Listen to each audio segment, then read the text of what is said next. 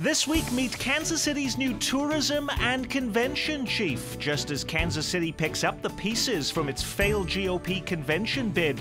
We talk to the man whose job it is to get Kansas City its next big prize.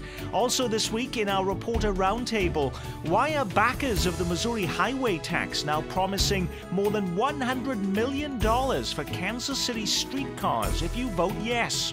Does a slip of the tongue from Kansas Senator Pat Roberts provide an opportunity for his opponent Milt Wolf? It's a story getting some national news this week. And Verrucht, it's finally open, but did it live up to all the hype? Welcome everyone, I'm Nick Haynes. Our reporters join us later in the program, but first a newsmaker interview in a week that sees the city of Cleveland picked to host the 2016 Republican National Convention.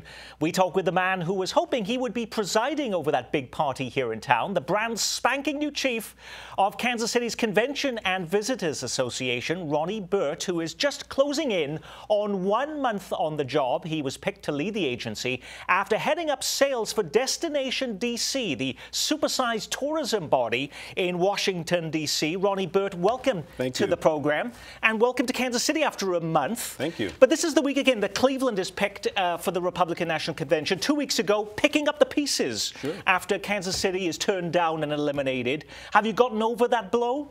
Well, you know, it's always tough to lose an opportunity of such size, but, you know, I actually got involved with the process towards the end of the bid and the site visit. I had the opportunity to fly in for it. And I absolutely think that Kansas City did everything right. And in the region, very candidly, I think we did everything right. It showcased collaboration. It showcased our capacity. And I think that this has only set the stage for other opportunities as we move forward as a region. When we did our Reporter Roundtable back then 2 weeks ago, nobody was ever putting their finger on exactly what went wrong. Did the Republican site committee ever come to you and say, oh, these are the things that you could have improved upon? Well, I don't think that they said these are the things that we could have improved upon. I think that they were very impressed with the product here, very impressed with the collaboration, and very impressed with the support. I think that when you look at the cities that we were in the Final Four with, Dallas, Denver, Cleveland, and of course Kansas City, then we were down to two, is that you certainly have to look at, okay, we were eliminated with Denver. So we were right in the mix, and then it was Dallas and Cleveland, and then the selection of Cleveland, you have to wonder, you know, we are a much bigger destination than Cleveland. We certainly have a lot of amenities here that could have provided to all the attendees. And I think that if you look at some of the things that I don't want to say went wrong, certainly there's opportunities that having a little bit more hotel product in proximity to downtown could have made a difference. But you know, still, when you look at Dallas, you know, they've got some very large hotels. So I don't look at it as things that we did wrong, per se. I look at it as, you know, we were there in the Final Four competing with some major destinations. 2 weeks ago, again, the headlines were, oh, Kansas City now needs to have this downtown convention hotel. And I see that in Des Moines, there is an effort now, and financing is coming into place, in fact, in downtown Des Moines, state and city money, to put a major convention hotel downtown. Is that momentum building now in Kansas City? Well, I know that there's a lot of discussions that have been taking place and still are taking place. And the reality is, whatever happens with the hotel decision, it's got to be the best financial deal for the city. That's something that the mayor has said, that's something that the city leaders have said, and I would certainly agree, is that the long-term success of this market has got to be well positioned on a great financial deal, whether it's a public deal, whether it's a private deal, or it's a combination of both. It's got to be the best financial package that makes sense for the city as we look long term. It was a 2-year process on this RNC bid. Did you bring in any other business, though, during that period of time? Because you did some tremendous marketing materials all across the country to try and bring that convention to town. Sure. Well, you know, in the sales process that we go through is that 2 years is a relatively short period of time. You know, things usually take 3-4 years before a decision is made. So I think that what we've done is we've expanded our exposure across the nation to let people see that, you know, Kansas City is a competitor. And that's certainly what my charge and my leadership will be, is how are we getting out there and telling the message, sharing the message of Kansas City, the great product that we have, the amenities, and all the development that's taking place. You know, there's $6 billion in development taking place in downtown, some of which will come on in 2015, being the streetcar and connecting the River Market to Crown Plaza and really connecting downtown to the Crown Center area. So I think there is opportunities for us to position Kansas City and get out there and tell the story and get people excited about all the things that are happening here. Now, you were the head of sales for Destination DC in Washington, D.C. Before that, you were the interim head in Baltimore doing the Convention Visitors Bureau there. You were a man with options. Yeah. Why did you decide to come to Kansas City? You know, the reality is, I decided to come to Kansas City because of the development that's taking place. I saw this as a city that has an enormous amount of opportunity and reach ahead of it. And so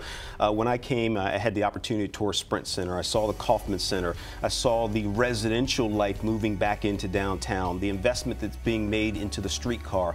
And so I saw Kansas City as a city of opportunity and a city that's just poised for great things to come. And so that's what I really got excited about. And yes, you know, I was in the nation's capital leading the sales efforts here, but you know, this is a great city, and now being here a month, having the opportunity to navigate the city, you know, Kansas City isn't what people think it is from a perception standpoint. It's a pretty hip city. It's a very cool city. There's some very neat independent restaurants, some great communities, some great shopping, and so okay, then so a month into the job, what can we do that we weren't doing before then, Ronnie?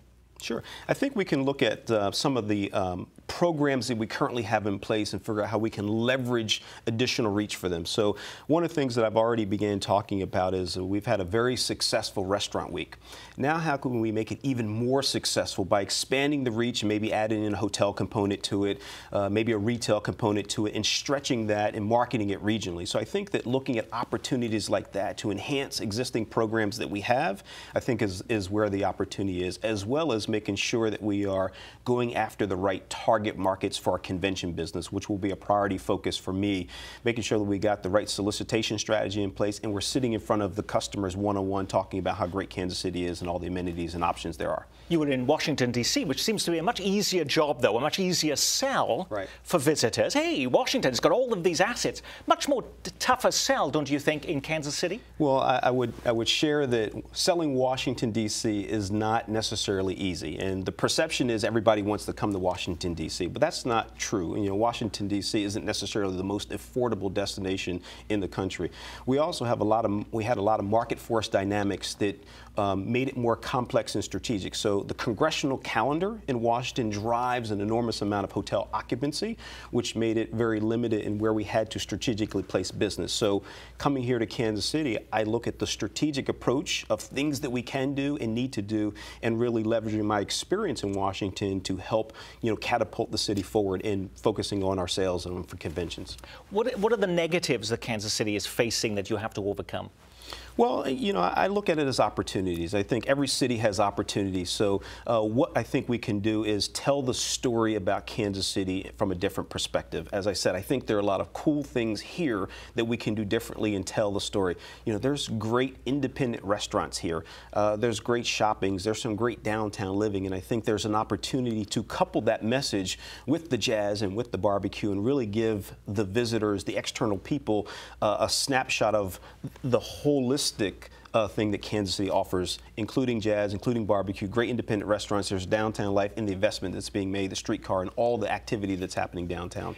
Governor Nixon, right after the announcement that Kansas City was going to be eliminated from the Republican National Convention consideration, said Kansas City should still push for some major events, even a Super Bowl. All of these. Are we pushing for anything else big, Ronnie? Well, I think the stage has already been set that Kansas City can handle major events. We hosted Major League Baseball's All-Star Game, Major League Soccer. So I think that the stage has already been set, and I think it's just the collaboration that was generated during the RNC bid is only going to forward our positioning. So absolutely, I think that we should be going after major events. I think we should continue to share our message. I think that we should be very aggressive in targeting the things that we want to go after as a market and making sure that we have collective buy-in, whether it's with our partners in Kansas City or with our partners around the region. Now, something your predecessor never had as an asset was the world's tallest water slide, which we'll be talking with our reporters in just a moment. As the head of the Visitors and Convention Association, have you gone down that slide Ronnie? I have not today. Okay. But I certainly look forward to the opportunity of going down that slide. And I think amenities like that for the region are great marketing tools for us to expand our reach and get people to come in. And there's definitely some enthusiasts out there that love roller coasters and love slides and challenge themselves to dare to do those great things. Ronnie Burt, CEO, the brand spanking new CEO of the Convention and Visitors Association in Kansas City. Thanks for being with us on Kansas City Week in Review. Thank you. Thank you very much. Up next, our Reporter Roundtable.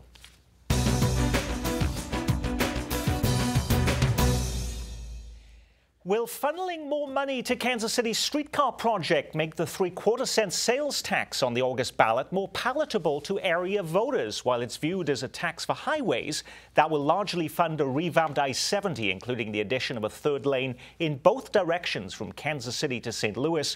This week, in a newly reconfigured list of projects that would be funded by the tax, the Kansas City streetcar project would get $124 million in state funding.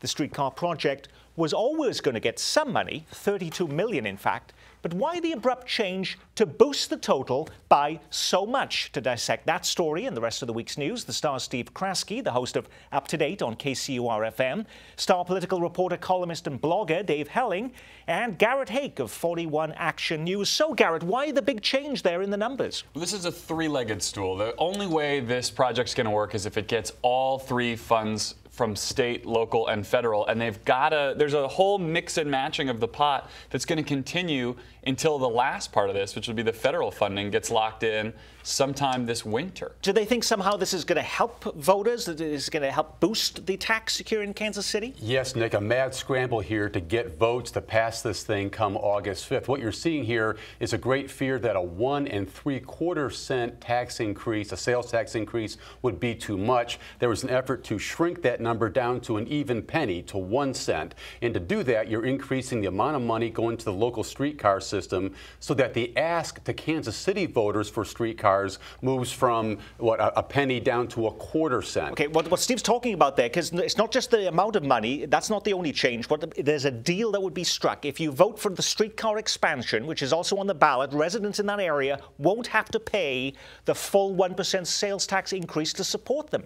But how would that work? Can such a deal be struck, Dave? Well, it can be, but it's extraordinarily confusing for voters. Voters it's are tough really enough as it is. Well, first of all, the people in Kansas City, not everyone in Kansas City is voting on the streetcar, and no one is voting on the streetcar tax. All the August vote is to establish the streetcar district, the boundaries of the streetcar district.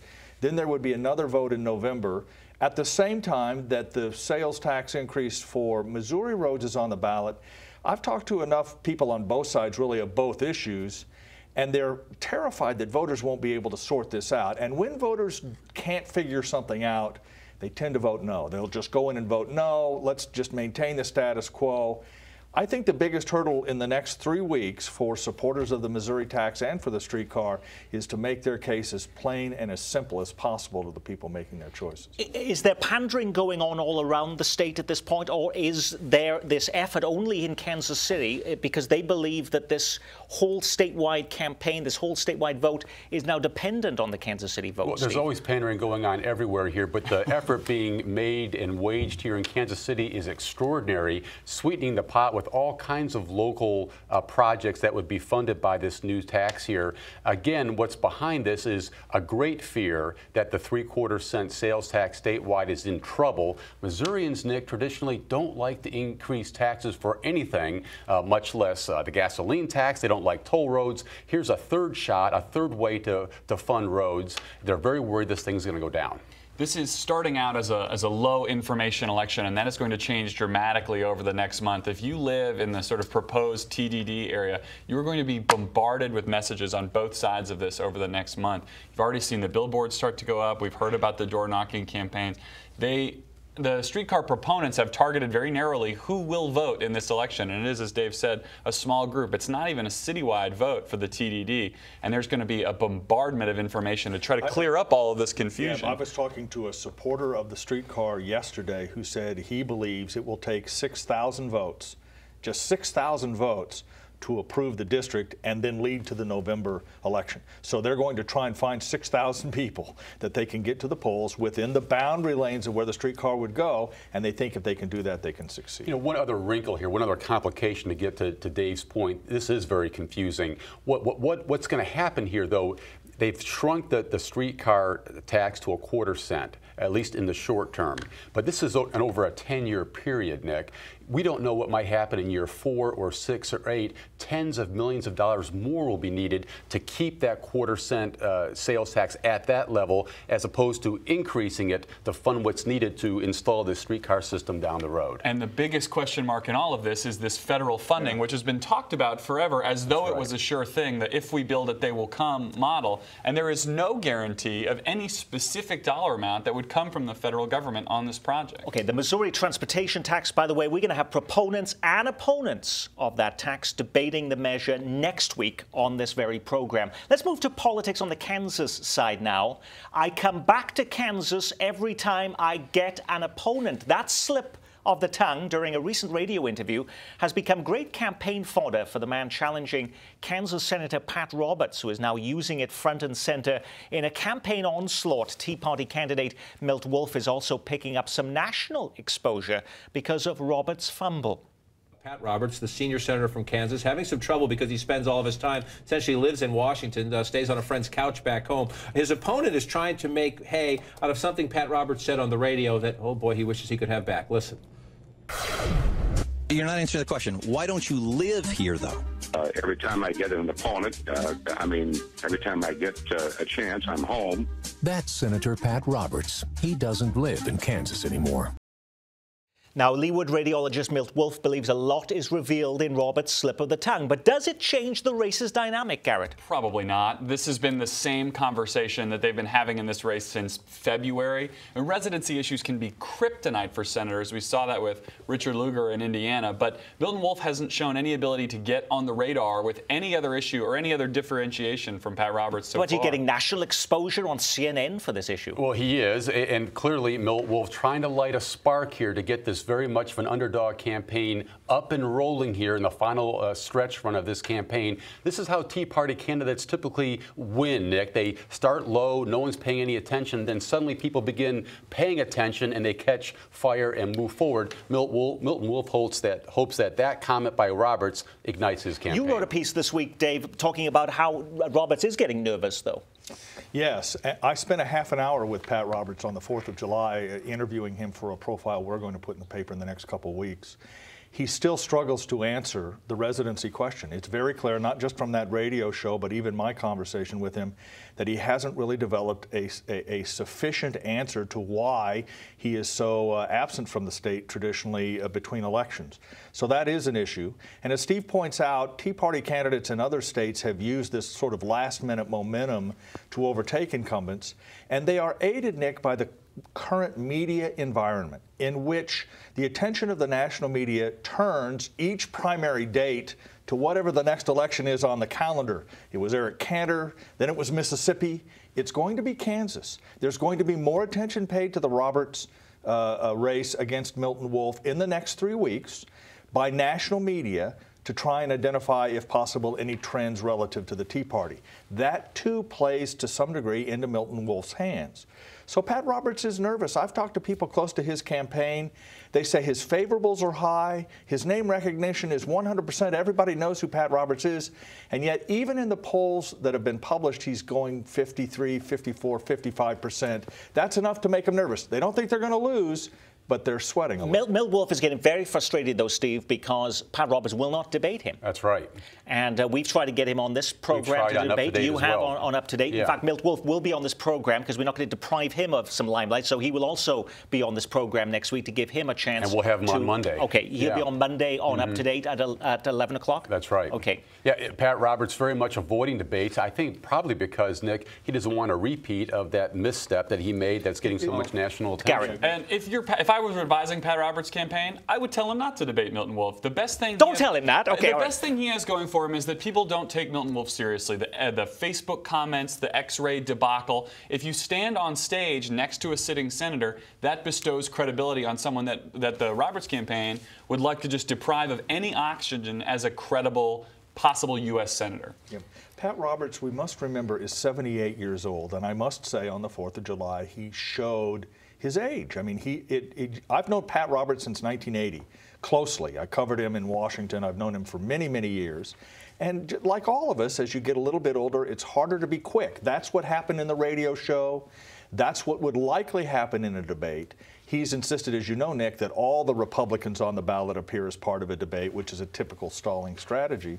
Again, I think they're worried, as Garrett points out, of how he might perform next to Milton Wolf in an exchange. You know, all that is so true. Having said that, Milton Wolf, as Garrett points out, he needs another issue. You can't run a campaign for the U.S. Senate based on one fact and one fact alone, and that's your opponent doesn't live in the state he represents. It's one of the last big holdouts in the metro, but now Google Fiber is finally coming to Overland Park, Johnson County's largest city, inking a deal despite officials asking too many questions of the internet company last fall, prompting Google to abandon the city. Did Overland Park show Google who's boss, or was it the other way around? I think Google was able, Nick, to put a little bit of the knuckle to the city of Overland Park, and not so much from the politicians' point of view, but the residents. The residents all wrote to us, and I assume to members of the city council and to the mayor, that, you know, don't be stupid, we want this service in our town. And so I think cooler heads prevailed, as I think we all believed they would eventually, but it did cause some nervousness for Overland Park people as well. But now that Google has gone into Austin and Provo, Utah, I mean, has the specialness of this whole experiment here in Kansas City gone away, Steve? I think so, a little bit. Having said that, Google Fiber, it just rolled through my neighborhood, digging trenches, you know, upending everything in my little neighborhood in Westwood. And there's a certain level of excitement still, even after all these years. People want it. They're sending out the emails. People are just talking in the street about, you going to sign up or not. There's still a little buzz here, at least in my neck of the woods, Nick. Into your question, Overland Park needs Google much more than Google needs Overland Park. And I think the Metro needed Overland Park to get its act together to kind of complete that idea of the specialness. I mean, if Kansas City on a bigger picture is going to compete with an Austin or a Portland for tech jobs, for entrepreneurial creation in the future, everybody's got to be on board. This is mostly a residential service so far, and Overland Park is where our residents live. And for them to be a holdout hurts the Metro's chance at making this a special opportunity, and Google knows that as well as anyone else. Last week, while we were celebrating America's independence from the British, Missouri Governor Jay Nixon was in Kansas City signing a bill ending what some have described as the absurd subsidies on his side of the state line that have played into the business border battle, where companies move sometimes just several hundred feet along the road to take advantage of huge tax breaks. Well, it's been a week now. Has his counterpart in Kansas, Governor Sam Brownback, signed on, Steve? No movement at all yet, Nick. Clearly a sense from Kansas officials that the problem, they say, is that local officials, they don't want to tie their hands in all of this, that city and county officials also have some ability to offer subsidies. They haven't corralled all those folks yet to sign on here. Kansas clearly remains not in any big hurry. The state didn't seem so concerned about what local officials wanted when they passed their new gun laws that made it so local officials couldn't regulate guns in Kansas City, Kansas, or other places. There was very little concern about what local officials wanted there. Governor Brownback doesn't want to sign this for two reasons. Number one, because if there is a border war, he's winning it right now. More of these businesses appear to be moving to the Kansas side. And number two, he can't afford to tie his own hands on anything that will bring jobs to the state of Kansas. The Cook he needs that for his experiment, his economic experiment. The political experiment. report moved that race into a toss-up today. You want to talk about a race locally that will be a fight to the finish and that I think also will get national attention.